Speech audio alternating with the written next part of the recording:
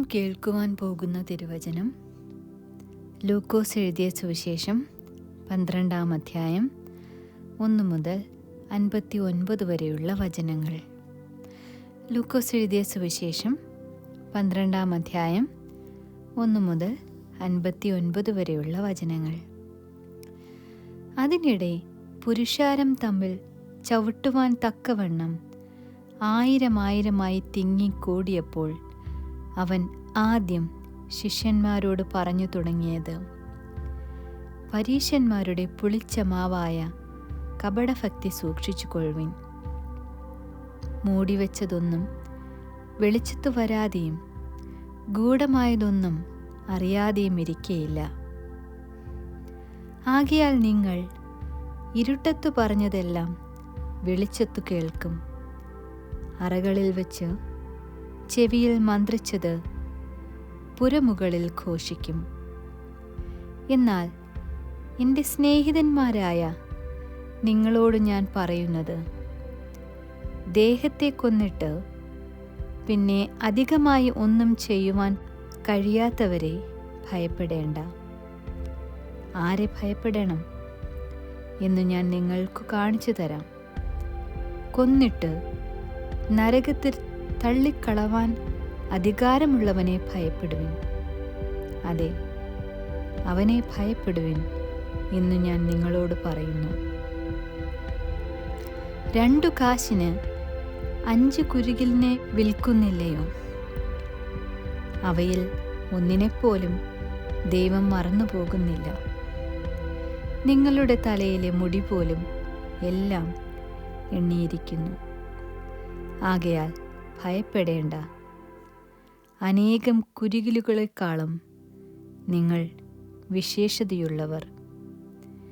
മനുഷ്യരുടെ മുൻപിൽ ആരെങ്കിലും എന്നെ ഏറ്റുപറഞ്ഞാൽ അവനെ മനുഷ്യപുത്രനും ദൈവദൂതന്മാരുടെ മുൻപാകെ ഏറ്റുപറയും. മനുഷ്യരുടെ മുൻപിൽ എന്നെ തള്ളിപ്പറയുന്നവനെ ദൈവദൂതന്മാരുടെ മുൻപിൽ തള്ളിപ്പറയും. മനുഷ്യപുത്രൻ്റെ നേരെ ഒരു വാക്കു പറയുന്ന ഏവനോടും ക്ഷമിക്കും. പരിശുദ്ധാത്മാവിൻ്റെ നേരെ ദൂഷണം പറയുന്നവനോടോ ക്ഷമിക്കയില്ല എന്നു ഞാൻ നിങ്ങളോട് പറയുന്നു. എന്നാൽ നിങ്ങളെ പള്ളികൾക്കും ഭരണാധിപർക്കും അധികാരികൾക്കും മുൻപിൽ കൊണ്ടുപോകുമ്പോൾ എങ്ങനെയോ എന്തോ പ്രതിവാദിക്കേണ്ടു, എന്തു പറയേണ്ടു എന്നു വിചാരപ്പെടേണ്ട. പറയേണ്ടത് പരിശുദ്ധാത്മാവ് ആ നാഴികയിൽ തന്നെ നിങ്ങളെ പഠിപ്പിക്കും. പുരുഷാരത്തിൽ ഒരുത്തൻ അവനോട്, ഗുരു, ഞാനുമായി അവകാശം പങ്കുവയ്ക്കുവാൻ എൻ്റെ സഹോദരനോട് കൽപ്പിച്ചാലും എന്ന് പറഞ്ഞു. അവനോടവൻ, മനുഷ്യ, എന്നെ നിങ്ങൾക്ക് ന്യായകർത്താവോ പങ്കിടുന്നവനോ ആക്കിയത് ആർ എന്ന് ചോദിച്ചു. പിന്നെ അവരോട്, സകല ദ്രവ്യാഗ്രഹവും സൂക്ഷിച്ച് ഒഴിഞ്ഞുകൊള്ളുവിൻ. ഒരുത്തന് സമൃദ്ധി ഉണ്ടായാലും അവൻ്റെ വസ്തുവകയല്ല അവൻ്റെ ജീവന് ആധാരമായിരിക്കുന്നത് എന്ന് പറഞ്ഞു. ഒരു ഉപമയും അവരോട് പറഞ്ഞത്, ധനവാനായൊരു മനുഷ്യൻ്റെ ഭൂമി നന്നായി വിളഞ്ഞു.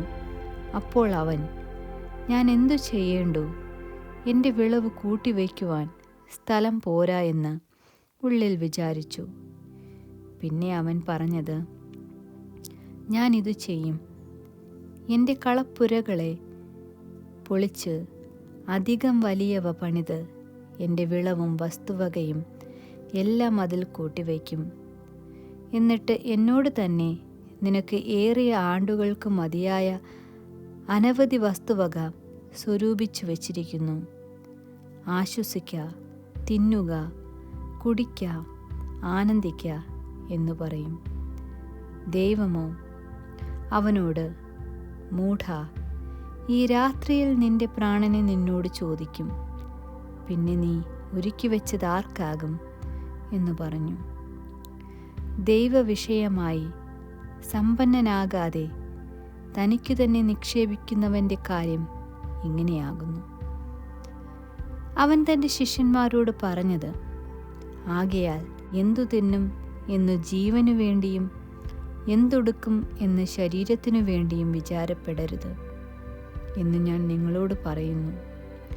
ആഹാരത്തേക്കാൾ ജീവനും ഉടുപ്പിനേക്കാൾ ശരീരവും വലുതല്ലോ.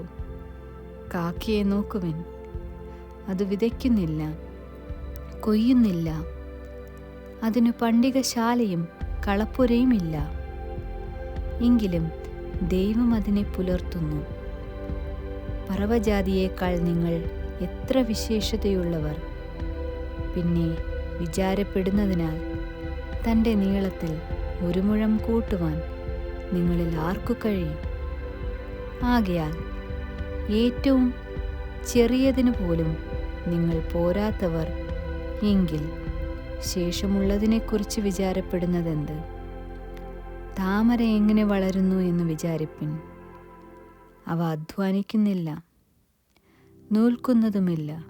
എന്നാൽ ശലോമോൻ പോലും തൻ്റെ സകല മഹത്വത്തിലും ഇവയിൽ ഒന്നിനോളം ചമഞ്ഞിരുന്നില്ല എന്ന് ഞാൻ നിങ്ങളോട് പറയുന്നു. ഇന്നുള്ളതും നാളെ അടുപ്പിൽ ഇടുന്നതുമായ വയലിലെ പുല്ലിനെ ദൈവം ഇങ്ങനെ ഉടുപ്പിക്കുന്നു എങ്കിൽ അല്പവിശ്വാസികളെ, നിങ്ങളെ എത്രയധികം!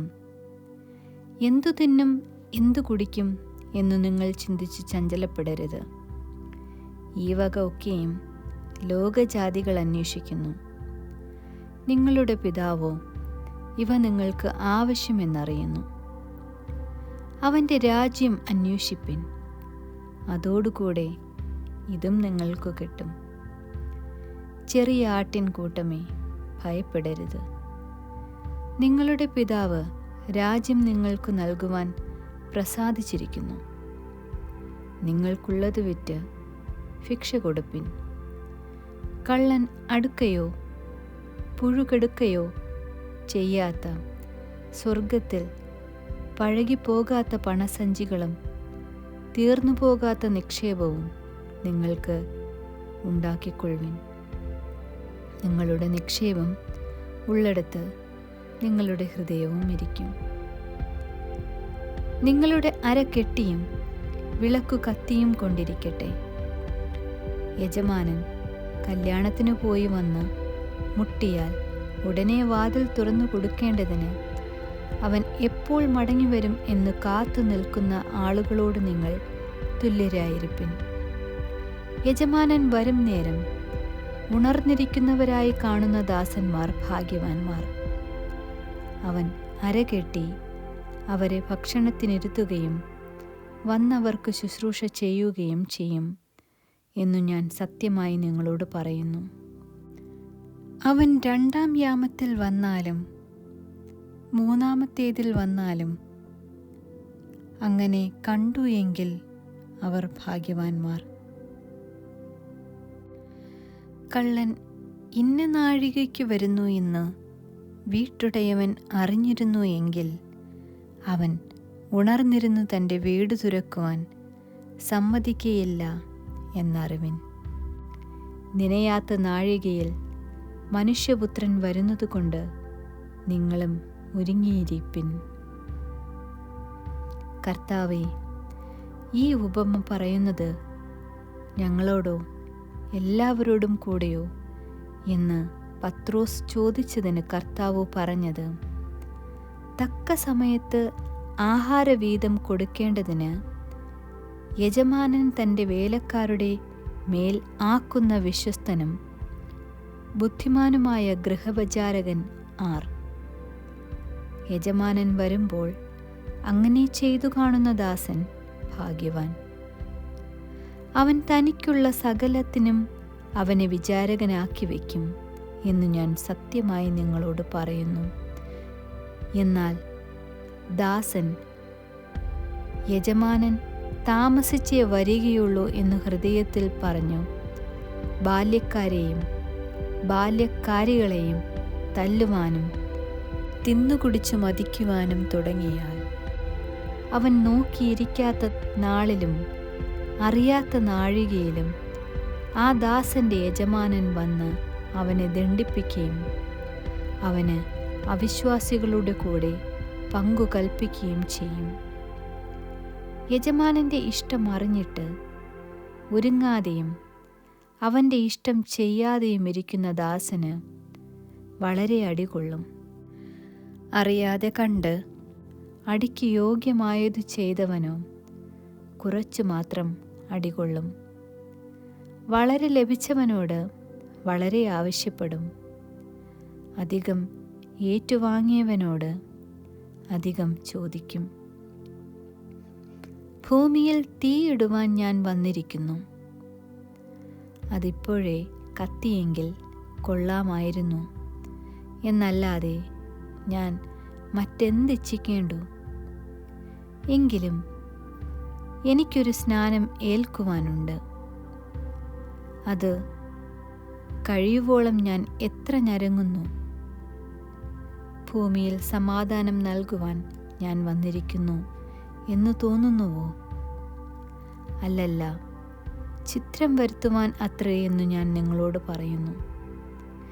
ഇനിമേൽ ഒരു വീട്ടിൽ 20 മൂവരും 3 20 ഇങ്ങനെ 5 പേർ തമ്മിൽ ഛിദ്രിച്ചിരിക്കും. അപ്പൻ മകനോടും മകൻ അപ്പനോടും അമ്മ മകളോടും മകൾ അമ്മയോടും അമ്മായിയമ്മ മരുമകളോടും മരുമകൾ അമ്മാവി അമ്മയോടും ഛിദ്രിച്ചിരിക്കും. പിന്നെ അവൻ പുരുഷാരത്തോട് പറഞ്ഞത്, പടിഞ്ഞാറ് നിന്ന് മേഘം പൊങ്ങുന്നത് കാണുമ്പോൾ പെരുമഴ വരുന്നു എന്ന് നിങ്ങൾ ഉടനെ പറയുന്നു.